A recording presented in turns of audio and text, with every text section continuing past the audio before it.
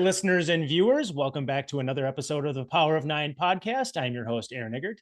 Today's guest has a motivation and purpose to eliminate fear and shame around money and along the way transform how our clients view and act with money. Let's spend some time getting to know my friend, Whitney Emanuel. Whitney, welcome to the show finally. Hey, Aaron. Thank you. Thanks for having me. Yeah, I'm pumped that you're on the show. I said this when we were just getting ready to record. I'll never forget the time I met you for the first time, having coffee at People's Organic in Eden Prairie. And there's just something about your personality. Like you've got this really cool, like calm confidence. And you're very approachable.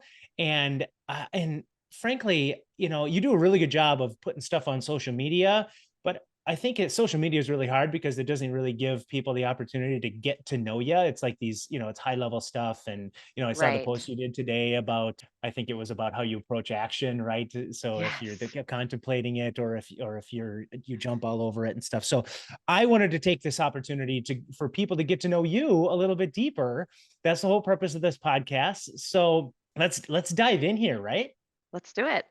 So did you grow up if I remember right, were you born on the East Coast and did you grow up there, or were you born Yeah. on the East Coast and you just got the hell out of there? Well, I had no choice in the matter, of course. I was Yeah, only right. No, 4. yeah. But Yep.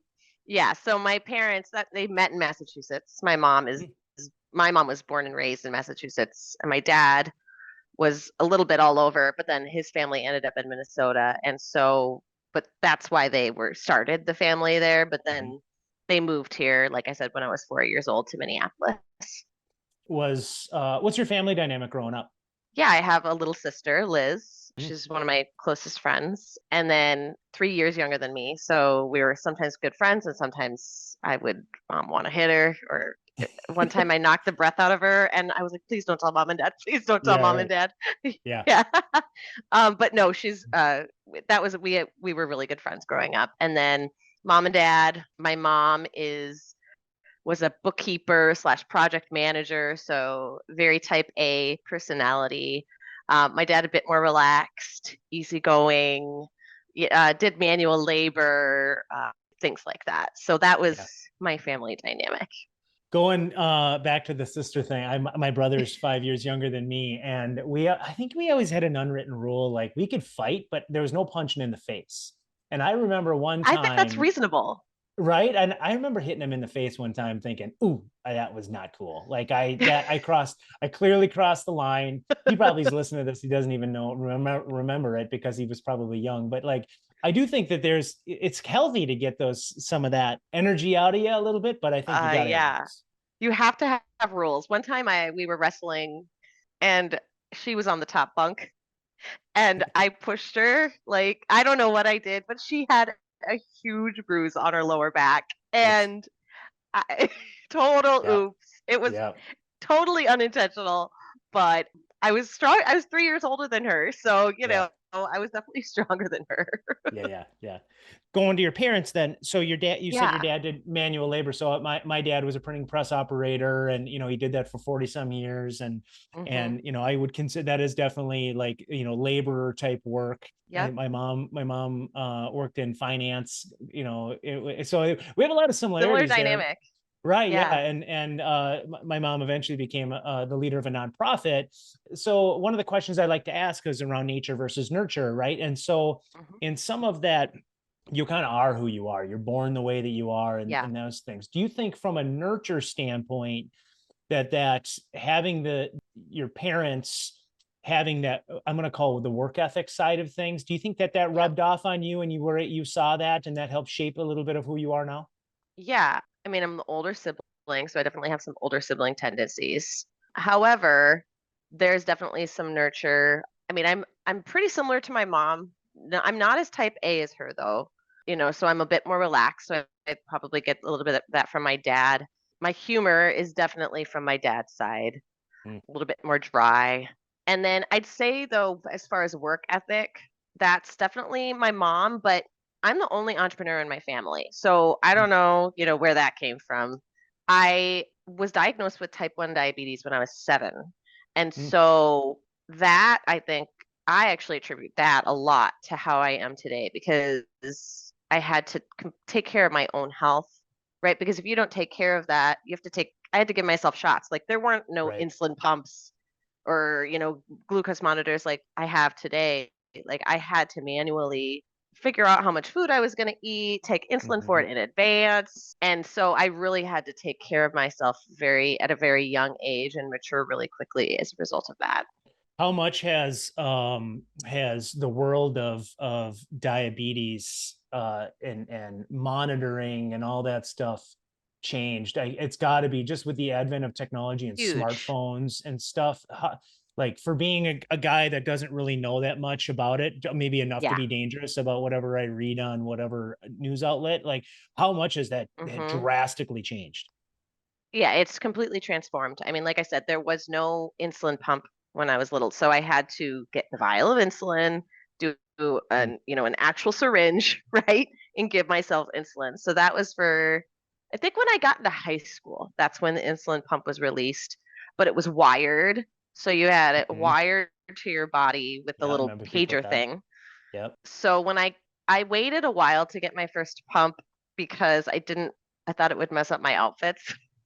Yeah, right. Well, And that's so, that right? I get that. Yeah, for sure. You were a I kid, didn't want to right? have like what am I and when you wear a dress, what are you gonna do? Right. I Right. just Yeah. didn't know how it Hmm. was gonna work. And Hmm. so I waited until college.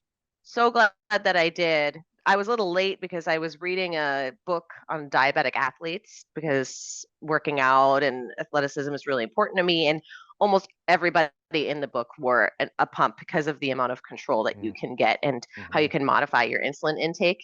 Because if you take a shot, you already took the shot. You can't Right. modify it after the fact.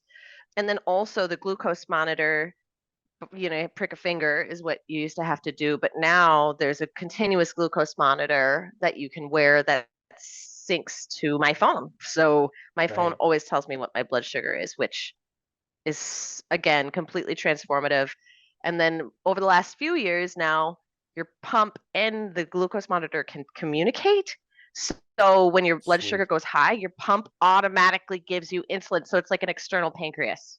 Whitney, that is so cool. Like It's so would cool. you say like in just in life now, like it because of the technology enablement that you've integrated into your body is this external pancreas that really you operate as like no like you don't have People diabetes? don't know. No, a lot of times people don't even know I'm diabetic if I just, unless they know me already, there's no reason that you would know. I have an insulin pump transmitter, so sometimes it looks like I have two phones. So sometimes I Oh tell yeah. people like, by the way, I don't have a burner phone. It's my Yeah. insulin pump, but Right. Yeah. Yeah. Yeah. I'm not a drug. P.S. I'm not a drug mule or something like that. Yeah. Yeah. so I'm that's diabetic. maybe I'm the not a only drug mule. so yeah, so that it's amazing. I mean, and I'm also a single parent, so it's me Hmm. and Zuri. She's only 10, and so even as far as safety, it's Hmm. been huge because I don't have another adult in the house. And so if my glucose monitor is beeping, she'll come Hmm. in. She'll be like, "Hey, are you okay?" So it even helps her know what's going on, and so it's helped a lot. And then, like I said, with workouts and knowing what type of workout does what to my blood sugars, yeah, it's like I said, really incredible and has really enhanced my life. And I don't want to make this well. First of all, I didn't know this until you literally just said that. Like you didn't, yeah. Like again, you didn't even give me a heads up prior to this that you even Sorry. had diabetes. So that's awesome. So now I got my crazy brain is going all nuts Yeah. because I have questions. So okay, last question about diabetes, and then I promise we'll put that to bed Okay. and we can focus on you. So so in raising Zuri, Hmm. is there an was slash is there an education process to where like, hey, if I start to experience this, or Yep. if you start to see me do, maybe a seizure or something like that, like something Yep. major goes sideways, this is what you need to do. Did you have to go through all that process with her? Yep. Yep. Yeah. Yep. Like call Jake or Tia, my it's aunt and uncle, my Yep. sister and brother-in-law, or call Yaya, who's grandma. Or I also have so something is called glucagon. It used to be a shot that you have to give with the low blood sugar, but now they have a nasal spray Oh, for severe low wow. blood sugars. So she knows how to use that, and that's way better than a shot. Yeah. So she knows. I mean, she's been with me her whole life, so she knows if something's up. Yeah. Okay. That might come up again. It's because the way my Yeah, messed up brain yeah, works. of So, course. so I apologize in advance. So, were you a good student? Were you a good kid? I was Shocker. older sibling again. Yeah. Shocker. Well, My hold on a second now. Let me just challenge you a little bit on that. I was an older sibling. I am type A. I am all, you and I identify all the same things, except I was just a Were you terrible crazy student. though? I don't know. Oh, Like, to me, it was all like, I just love making people laugh, and I just love being sure. a class clown, and sense of humor was everything. And I didn't really care about my Totally. grades. So to That was me, my like, I think, sister. yeah. Yeah. Okay, good. All right. So My my sister brother was and the I class flip flop clown in on high that. school, literally. Okay. Yeah. Yeah. All So, right. So um, it doesn't surprise me, and I did say shock, but it doesn't surprise me that you were a good student, just knowing. yeah, Yeah. I liked school. I really liked, it's funny because I'm a financial planner and wealth manager, but math was not my favorite subject. It was English. I really liked reading. I loved gym. But I mean, I really enjoyed school. And I would say that it's so funny. I have a lot of friends who, because I've worked in the sober community and volunteered, but I have a lot of friends who are in recovery and they always call me a normie because my life was so So normal. normal and did all Yeah. the things. Yeah. So, Yeah. I mean, it's good. I had a good family, and I think that attributed to doing well in school and just valuing education. So, yeah. I think I'm a normie too, I would say too, right? But I think life experience plays a big role in like a lot of the, the diabetes thing, and I hear, Hmm. so a student athlete, right? And so that is going to play a huge role in all of those things. So I think, it's really clear we're already starting to shape of like, from my perspective of like how your life was being shaped as you went through, your Sure. formidable years, your growth years and stuff. So I can only imagine some of those things from a athletic standpoint. Was that like, was it, you were a student and an athlete, like that was your jam, Yep. you really enjoyed the sports side of things? What Yeah. sports were your passions? Softball was my main sport. Hmm. I played catcher and third. And so, yeah, I loved softball. I did a little bit of cross country and basketball, but softball was 3 seasons because, there's spring, summer, and fall. And Hmm. so I took a break in the winter time. Hmm. Where'd you go to high school? Southwest High School in Oh, you did? Yeah. Minneapolis. Mhm. Cool. Yeah, that's a good. That's a they're really well known for for being a public school, for their educational system and program. Um, Yeah, you know what I mean? Like, I think they're nationally renowned for how well of a system they have there for being a it's a public really school. good school. Yeah, it's a good, I mean, the neighborhood helps, right? Because there's money in the Mhm. neighborhood. So I Right. think that when that fuels into the school, so that's a big part of it. But their staff is great. I mean, their teachers were and are awesome. So yeah, I had a really good experience there. I will say, we've already established that I was not a very good student, but I think I was not a very good math student either. But one thing that I did really gravitate towards was economics. And I thought, I Hmm. think there's a major difference between economics and math, right? Like True. algebra and calc and all that other crap. Like I could care less about all that stuff. And there's probably Yeah. uses that I have in daily life and living on a hobby farm that I use some of that stuff. But economics is like, that to me you can get excited about if it's something you drive on. Yes. Was that something that did you find yourself gravitating towards that side of things, economics Yep. and I money and loved all that other stuff, econ. at a very, very early age, Well, or so high school, let's say? the interesting thing is that I wasn't really exposed to it. Hmm. And my family, although my mom was good at budgeting, anything about the economy or investing, it was not really, I wasn't exposed to it as a kid. So I Hmm. didn't know about it. But then when I started to take econ in college, it was just a general course that I decided to take. I loved it, and then I minored in it. Where'd you go to college? So Undergrad? so I was all over the place. I went away my freshman year to Hillsdale. It's a small school in Michigan.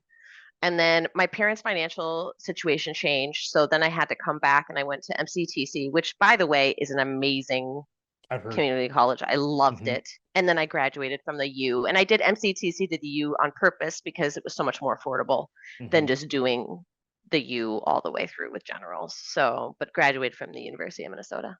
So what did you just get all your generals taken care of early on and just hammer out your last 2 years with Exactly. managers? Yeah, cool. Smart. Hmm. Very smart. Let's take a quick break here. I want to get into the career side of things because there's a Okay. nice transition. This is a nice simple transition break. So let's take a listen to a few of our community supporters, and we're going to be right back with Whitney. United Healthcare is dedicated to helping people live healthier lives and making the health system work better for everyone by simplifying the healthcare experience, meeting consumer health and wellness needs, and sustaining trusted relationships with care providers. UHC is continually focused on building a modern, high-performing health system via improved access, affordability, outcomes, and experiences. With a network of over 1.6 million physicians and healthcare professionals in over 6,000 hospitals, United Healthcare is dedicated to connecting employers and their employees to better health by offering quality benefits designed for affordability. For more information, visit United Healthcare at www.uhc.com.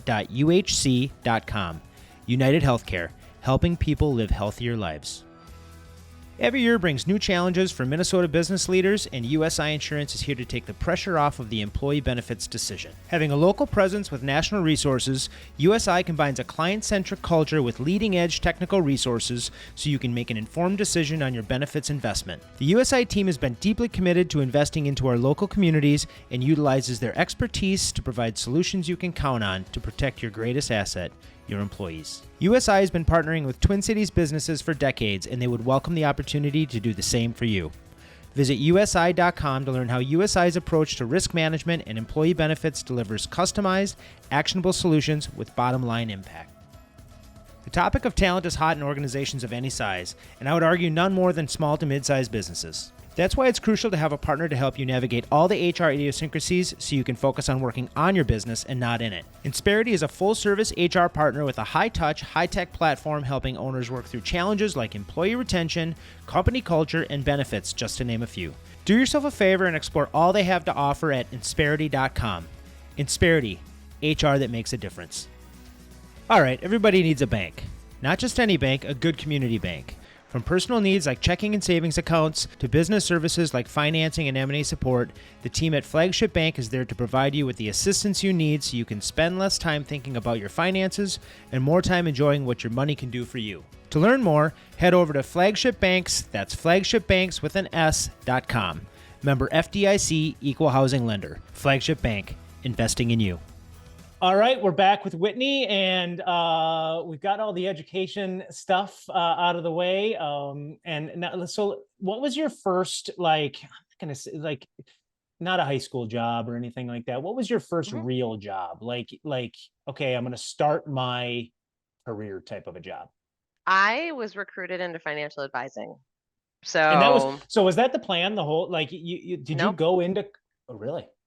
What was your, no, it wasn't the so, okay, plan. so what were you going into school for? What were you thinking that you wanted to do? I thought I wanted to be a journalist, and then I changed it to some type of international relations thing. I didn't know. Diplomat. I was very open. I didn't really have like a very specific career track when I went to school. It was a liberal arts education, so you can use that for a lot of different things. Mhm. And then when I graduated from college, I wanted to go volunteer at an orphanage in Mexico. Mm. Just I didn't know what I was going to do still. And then I knew I needed a job though because I needed to save up for it. And so then I went on to Monster back when that was a thing, and I just checked the box for financial advisor, and then Ameriprise recruited me. So here I am, The 13 rest years is history. later. Yeah. Was it one of those, I don't remember how Ameriprise does things, but did they provide you with a salary and stuff like that to kind of get you going? Or were you just pretty self-sustainable when you were a financial advisor there? Yeah, that's a great question. So their model, so Ameriprise has a few different models depending upon which way you want to go. But what I did was an employee model, where you go in and you get a base salary. It was very small. I mean, it was like Mhm, 20,000 or mhm, something, and then the rest is commission. mhm. But they paid for your studying because you have to get like your Series 7, Your Series, licensure. all these Mhm, insurance. So, and then it was an interesting training program. They had you call on other, we had this pool of clients who didn't have advisors. They're called orphans. And so they maybe had an advisor at some point, but then their advisor left the business or the advisor dumped them. And so we called them and we're like, hey, you don't have an advisor right now, but you need one. And so we'd love to talk to you. And, you'd get some pissed off people because for, a number of reasons.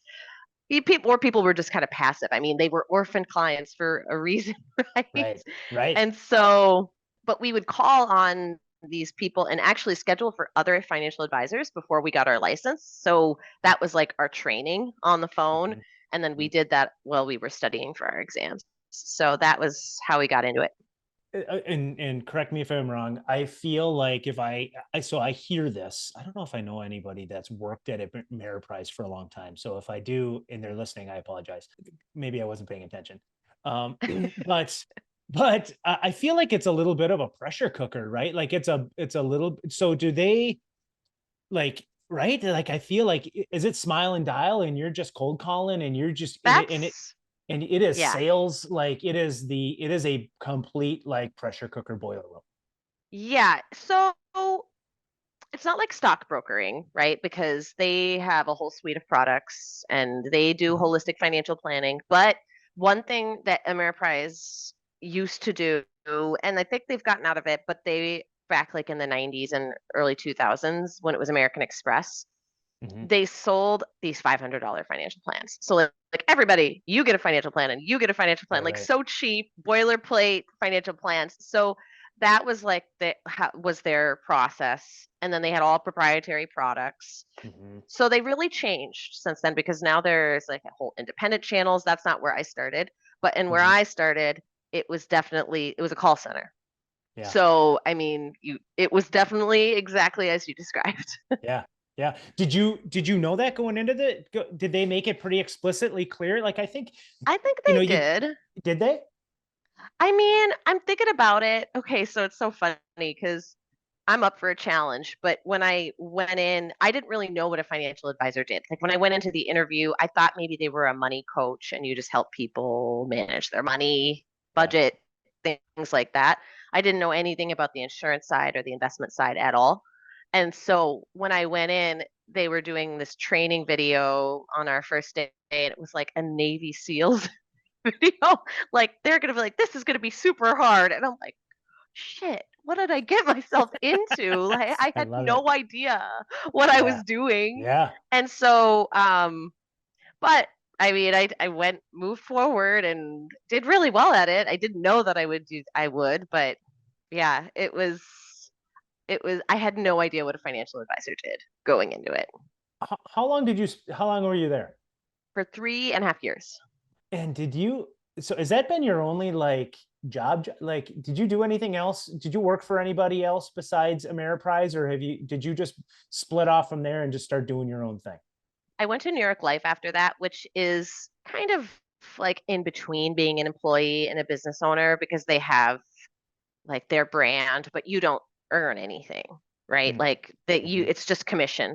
So they don't pay you a salary or anything like Oh, that at okay. New York Life. So it was a good transition for me because I don't think I had enough experience or vision to have a strong company brand or vision yet. And so when I was at New York Life and I was forced to go out and prospect and meet people and build my own network, that's when I really started to develop a brand and company identity and vision. And then I went independent 5 years ago. Did you go Yep, left New independent York five Life years five ago? years ago. Okay, from New York. Okay, so let's Yep. go back to that New York lifetime. So you go from kind of being in a call center, relative, let's call it a bubble, right? And you're Hmm. relatively isolated, if not all the way isolated, to then having to kind of branch out and there's got to be a little bit of culture shock in that, right? Of like, okay, all right, I got to build my book of business, and it's going to come a lot more than just through a lot more ways than just cold Sure. calling, right? Right. So what was your mental process of like, okay, how am I going to get out there? And I think this could probably be good for people that are Mm. transitioning into a new sales role or something like that. What were some of Yep. your things that you were like, okay, how am I going to approach this more holistically to where, okay, I know cold Yeah. calling has got to be part of what I do, but how am I going to build relationships that are going to eventually translate into business? Yeah. I was from the beginning always about before you get. So I Mm, knew that I had to go out and see how I could support people without trying to sell them something, right? So, and the thing is there's such a pressure, especially in insurance and the financial services world, right? When you're just getting started, like call your family, call your network, dry it all out. And I knew I didn't want to do that. I mean, I did try to meet with some family and friends who I felt like could use my help, but I wasn't just calling everyone in my contact list, right? Because another thing too is that I didn't really have a wealthy personal network. Like there's not like a ton of money of people that I know. So I went and I actually did events. Like I created events and I did actually this dress back here. A friend of mine painted it for me. And I did like a little black dress event, women's event. Another thing too is there was a lot of collaboration with other New York Life agents. So we would like put together these events and then any business that we got out of it, we would split. And another thing too is if there were more senior agents, they would give you people to call and then they would take 20%, you'd take 80. So there was a lot of coaching too in that space. So I wasn't completely alone on an island. So that was also really helpful.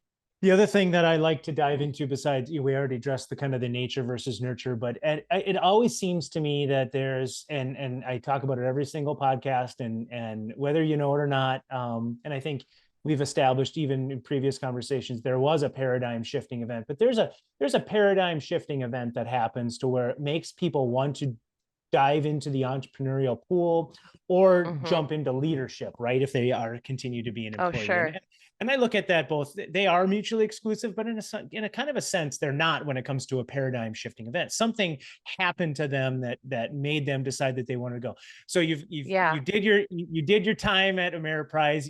I'd say that a little tongue in cheek. You did your time at New York Life, and that's all cool and everything like that. What was that paradigm shifting event that made you just say, you know what, F it, I'm diving in.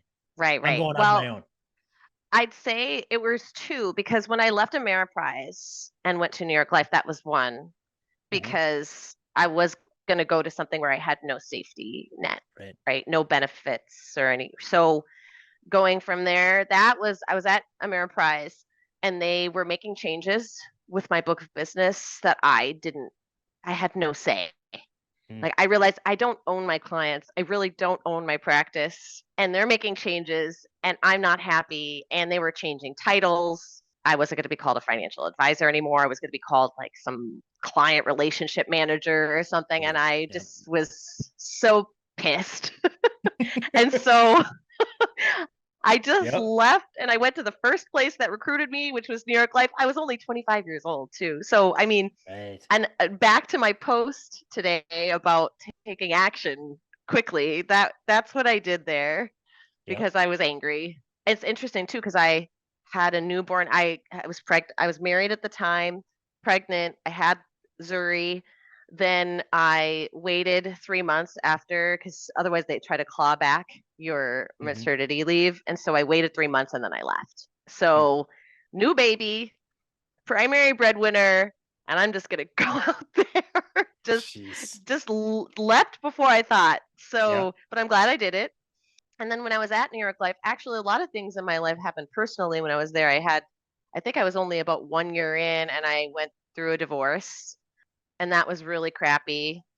And so I remember I talked to a colleague of mine. She's a financial advisor. She went through a divorce and she said, sometimes you just have to go to work and just do nothing, but just show up. And that's okay. Like give yourself permission not to just work so hard all the time. And so that was definitely a big bump in the road. And then as I got to the end of my time at New York Life, I realized that I couldn't really brand how I wanted to brand. So that was a huge rub for me, because I have a marketing mind and communicating. I love that, as you know. And so, and I realized I couldn't do those things. And so that was one. Another thing too that I didn't love is that it's an insurance company, New York Life primarily. I could do financial planning and wealth management there. However, if you don't sell enough of their insurance or hit all their quotas, then your payout on the wealth management side is lower. And so I wasn't getting paid enough for the work the really good work that I was doing. Right. And so that was another reason that I decided I was out. Yeah. You wanted to take more of a holistic approach to planning, right? Kind of like how I even opened this Yep. up, like changing how the people view and their relationship with money. I will go back to just say, like, you do have it's clear that you do have a marketing mind. You do have I want to be careful with saying this, but you have a kind of an eccentric personal brand, right? Like Yeah. I see I saw you last week and we are at an event and I could see you from across the room. Like you're that type of person that, whether it be because of, I think your glasses are kind of a kind of make you who you are, your aura, I guess. And I don't want to get all Yeah. weird for the people that maybe don't like that stuff, but but I feel like you've got this thing about you and I think, there was me looking back on probably this with you now in this journey. It was just a Mm-hmm. matter of time, right? Like it was Right. just this was not this it was you were never gonna you're probably much like me, or like I'm terminally unemployable and Totally. I'm never going to be an employee of anybody because I would be a horrible one, and you just needed to experience life a little bit to get to that point to then pull the trigger on doing Yep. that. That's right. Yeah. Yeah. 100%. Yeah. I am unemployable. I say the same thing. Yes. Yeah. So, all right. So you make this decision to dive in and do your own thing. So, there's a lot that goes into that. So, what were some of the things that you thought about? Like, obviously, we went through the list of things that you didn't like. What were some of the things that you wanted to have the flexibility to do? And because I think we all know, like, if you're an independent, you have to have someone managing your back end systems, right? You got to partner with somebody. So whether that be, Yep. Northwestern Mutual for some people, or Raymond James, or Morgan Stanley, or Yep. Schwab, or whatever. I know enough about that to be dangerous too. What went into all those considerations of starting your own business? Number one issue I think in my world is compliance, because in the financial industry is actually the second most regulated industry behind nuclear energy, thanks to the Bernie Madoffs of the world. And it's people's money, and people like to make money on people's money, right? So they Mhm. really need to regulate that. I needed a compliance partner, and so I partnered with a firm that does all my compliance, so that way I don't need to do that. Right now, I also have a relationship with a broker dealer, which, it's just like a real estate agency broker. So all my compliance goes through them. So I've got a firm that I pay, and then another percentage goes to the broker dealer. So that is automated. I have to do all the things. They remind me when I have to do them. So that way things don't fall through the cracks as far as compliance goes. All my investment strategies go through Schwab. So Schwab is they're awesome. Great service. They're number one in the industry. And I really like them because there are no transaction fees for most trades. And so that Mhm. really matters to me, because I always tell my clients, I can't control your rate of return, but I control your cost. So Mhm. that's huge. And then I also have built my team over time. So I have my admin. And so she came with me. Actually, she was with me at New York Life, and she transitioned with me. And so her name is Linda, but she's my mom. So my mom is my assistant. Oh, I don't know that's if you awesome. knew that. No, I didn't Yeah. know that. Yeah, Yeah. that's So that's she cool. works with me. Yeah, and Hmm. she's got a background in Um, finance, you said, right, with accounting and all that other stuff. So, like, what a totally. great what and this gives her some latitude to work with you and probably some flexibility as well. So that's awesome. Cool. I love Yeah. to hear that. Yeah. Awesome. It's a really good dynamic. Yeah, Um, awesome. and then, and she's more operations to Mm, processes. So she's always trying to make things more efficient, which is huge. cool. So I really appreciate and love her. And then I've also got a marketing consultant who works with me several hours a week. And then I just recently hired a portfolio. He's a fractional portfolio manager. So that way I'm not needing to do all the trading, building the models and the research. I have him doing that. So I've also had to build a team over time, because before I was doing all of those things myself. Mhm. What does your ideal client look like? It's more, I'd say, values oriented, psychographic type of characteristics, but usually they're married, owner or executive, but they're in their highest income earning years. Mm, So, because they need to figure out where to put their income, where to put excess cash.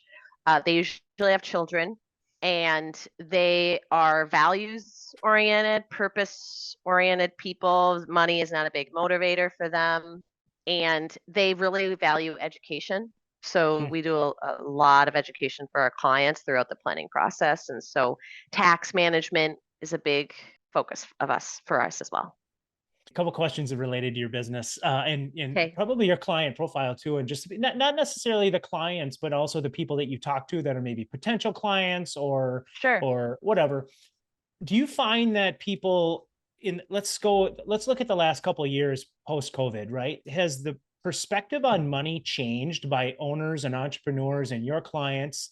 And are they shifting more to a lifestyle type of business and a lifestyle preparedness with you than it is such a like quote unquote 10xing Grant Cardone bullshit, like 10xing my business and all this other stuff? Like, are you still, do you still feel like people are all in on dedicating their lives to their business and growth? It varies, honestly. Like, have you seen any shift in that perspective and mindset of like what people are Yes, I have. how they're approaching I have. business? I think that people want to be happy in their work, and they know they can be because of all the flexibility. So that they either in their current work or by switching, right? They have a lot more opportunities to Mhm. change jobs. And so I think people want to be fulfilled in their work. And Mm. that's been a really big shift from when I started in the business with my clients. Like they don't want to work at a job they hate. Now, does that mean that they don't work as hard? No, I have a Right. lot of workaholic clients. So, I mean, but that's because they like their work for the Hmm. most part. Hmm. So they're really loving it. And so then they'll work harder.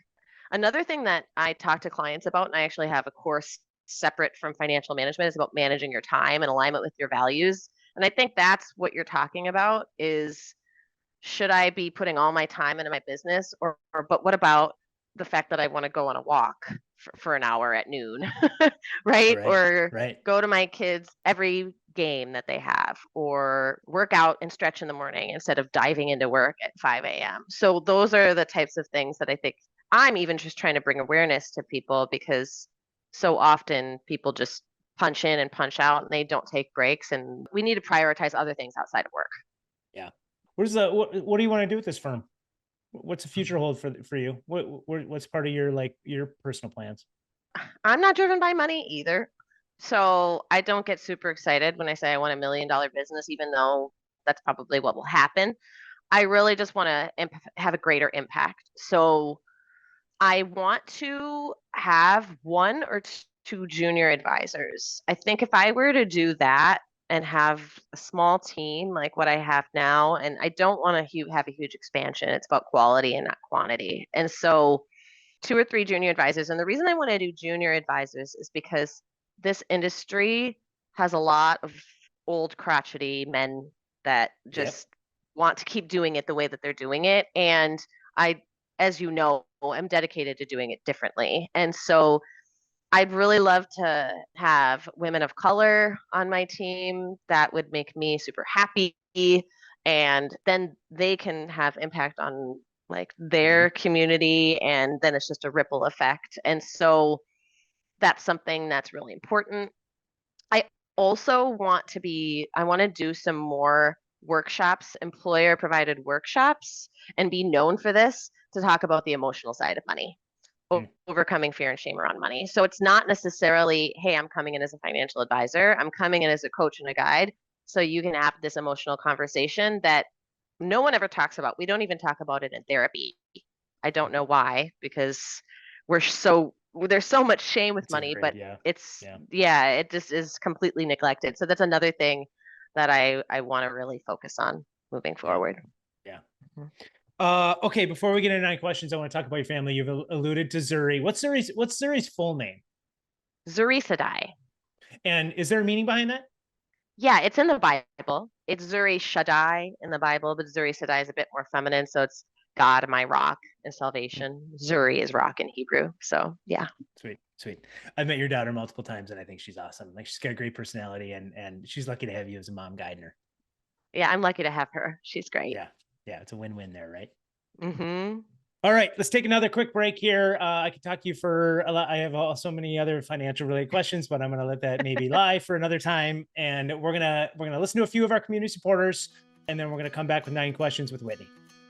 Verseek Search and Consulting is thrilled to support Coalition9 and this podcast, and we are just as excited to have them as a partner. Verseek is a Minnesota-based, high-performance recruiting firm that specializes in interim solutions, direct hire, and executive leadership search. Their team of experienced professionals and seasoned leaders across various areas of expertise and industries have been in your shoes. They quickly assess your whole company and identify key elements that will take your business to the next level. Your company's success hinges on the capacity of your people, and few areas of your business are more critical than your finance and accounting team. Your company's success hinges on the capacity of your people. Verseek can help connect you with the talented candidates within finance and accounting, along with other areas of expertise in executive search, direct hire, and interim solutions. People are the ultimate business advantage. Find your people together with Verseek and make the best possible for your business. Learn more and contact Verseek by visiting verseek.com and following them on LinkedIn.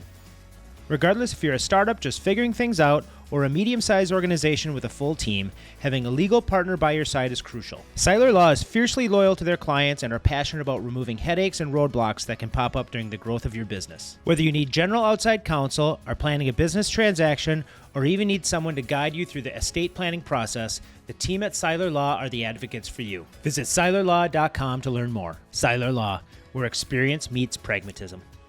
For more than 20 years, Kaisa has been the trusted financial advisor for women, business owners, executives, and high net worth families, developing financial plans designed to meet them where they are and propel them to where they want to be. Their mission is to remove the worry and stress associated with financial planning and replace it with clarity and confidence. The Kaisa team takes the time to understand each client's unique situation, from financial concerns to the visions that they have for current and future generations, in order to create a truly customized plan. Through consistent communication and personal attentiveness, Kaisa is fiercely devoted to personal well-being and financial prosperity. Get to know the Kaisa team and how they can serve you at kaisawealth.com. When you think of a typical CPA firm, you probably think of tax planning. Well, that just scratches the surface of what Boulay offers their clients. By providing smart, in-depth thinking from experts in accounting, audit, tax, and business consulting, they know what it takes to achieve financial success. Whether it's protecting your business, building your wealth, or securing your future, you can count on Boulay to go beyond addressing just financial matters and providing you with tailor-made, workable solutions. Learn about all they have to offer at boulaygroup.com. Boulay, helping you get there. All right, we're back with Whitney, and I'm pumped about the 9 questions that I have for you. I'm pumped. Yeah, so you're a podcast listener, so you know probably a few of them, but I have actually threw in a couple new ones here at you. So right. Let's give these a shot. You're my guinea pig on those. Can you confirm to me you have no idea what I'm about to ask you? I don't know. You don't know that you know, Oh, or no? I don't know what you're going to ask. I can confirm. Okay, good. All right, good. Can confirm. All right, good. All right. Glad we got that taken care of. Just want to confirm that you are not logged into my computer or something. All right. Number 1, what is the strangest thing you've ever eaten? The strangest thing I've ever eaten. Crickets, like dried crickets, you know, Ooh, they were cheddar flavored. All right. So they were like Chex Mix, cheddar Chex Mix, but crickets. Yeah. It's disgusting. All right. You asked. Yeah, no, yeah. I was going to ask you what they taste like, but now they taste like cheddar. They weren't bad. All right. Cool. Was the texture gross? Was the texture as bad as it sounds like? Yeah. They were cooked. So, you know, they're fried. Yeah. They weren't bad. Cool. What is one of your hidden talents? I can sound like a goat. Do you want to hear it? Well, hey, I would love, nothing would freaking make my day more than if you do this on my podcast. I could do it. I'll do it. Just and we got to work at a title in somehow. Oh God, Whitney, this is so good. All right. I need to shut up. All right, go. I can't be smiling when I do it. I have to, game face. I won't even look at you. Yep. Okay.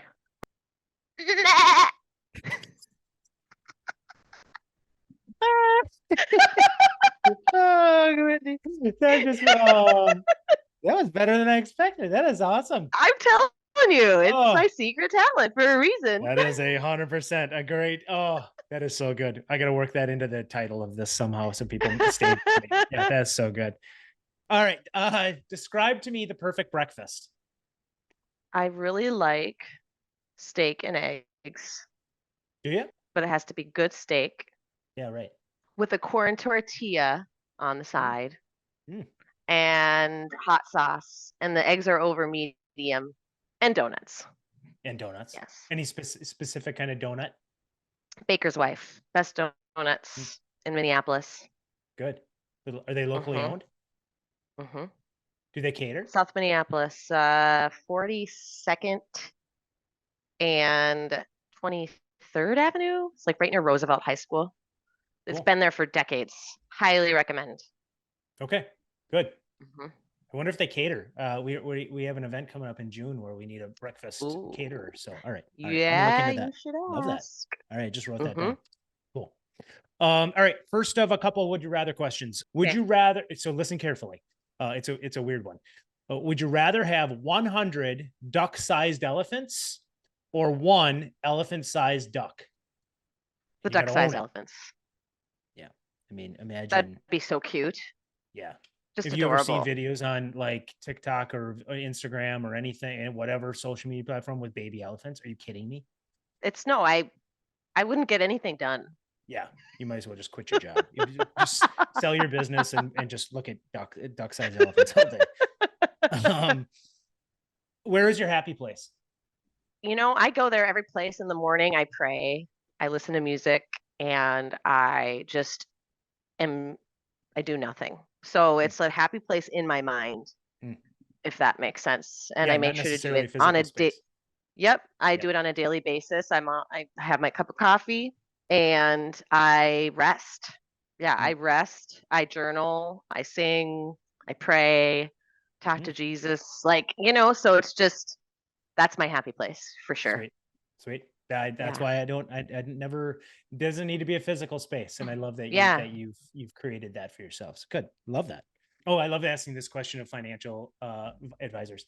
What do you enjoy spending money on? I love buying locally made clothes because I love fashion, but I love thrift stores. So that's more the whole deal, going to the thrift store, and it's more of an experience, but actually having joy buying something. It's when someone made something and I get to buy it from them and I get to support a local owner. That's what I really love to spend money on. Yeah. Sweet. Love that.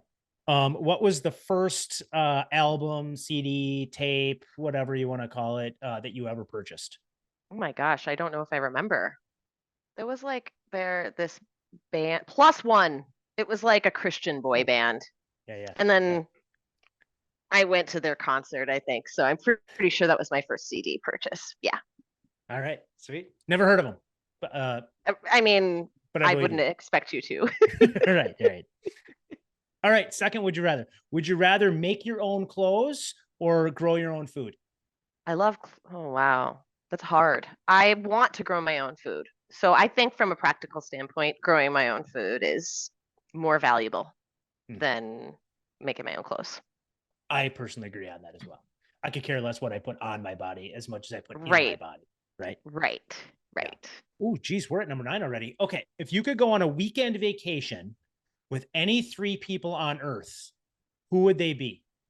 So 4-person vacation, time of your life. Me and 3 others. Yep. My sister, she's like one of the most fun people I know. So she has to go. Yeah. You said she had a good sense of humor, so that's fun. My boyfriend and Zuri. There we go. I was wondering if you're going to throw Zuri in or if she had to wait till she was 18.